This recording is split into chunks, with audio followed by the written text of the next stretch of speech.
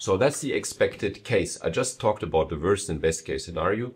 And if you want to know them, please scroll backwards. You want to see them. So the expected case, this is what we as Black Label and a lot of my colleagues are believing what's going to happen this year in the real estate market after all these things happening on the trade war, on interest rate jumping up because the German government decided to borrow a fortune to protect themselves, of course, against the whatever happening out there, infrastructure, defense, etc., etc. So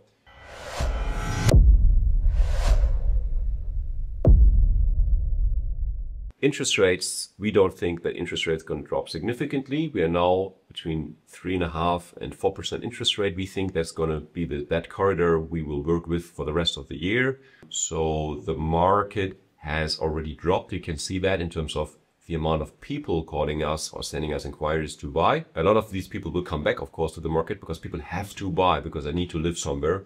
And the rental market is pretty much dead because it's completely overregulated.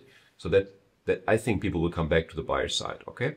Because they have no real alternative, or they just go in a different city or maybe move outside of Berlin. So that's the expected case. We also believe that people, when they buy, they will still start to negotiate. We see a lot of haggling out there.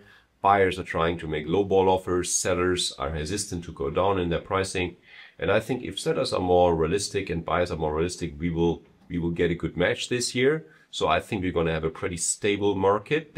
At the moment, there's a dip in the market, which will last for a couple of weeks, maybe a couple of months, which is going to delay the transactions. But I think in summer and fall this year, the people will come back to the market and, of course, then buy. So expected case for us is with 3 conclusions. Let's say you are the buyer. If you are a buyer and you need to borrow, I don't think you need to wait for it, right? Because I don't think interest is going to drop significantly or go up significantly. But again, that's a speculation. So if you're a buyer, you can afford something, buy it. Don't wait for better times. If you are a seller, and if you think, oh, wait a minute, oh, there's so little people out there, let's wait a minute. Maybe end of this year, I get these people coming back to the market and I get a better offer. That's absolutely an option for you as a seller, but you need to consider your opportunity cost. What are you doing with the money? Because you're waiting for another 6 months until you have the money on the bank account. So you have to budget 6 months or longer transactions time. As someone who's just starting to enter the market, if you're a tenant or a landlord, both ends are working.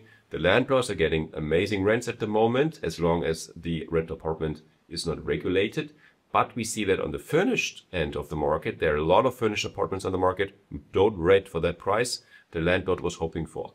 And these landlords, they will come back to the market and sell their apartments if they don't get the rent, or they lower the rent, of course. But if they don't get the rent and they don't want to lower it, they will sell these apartments. So that means that maybe in the second quarter or third quarter this year, we might get more apartments on the market to sell, which is going to put some relief for the buyers out there.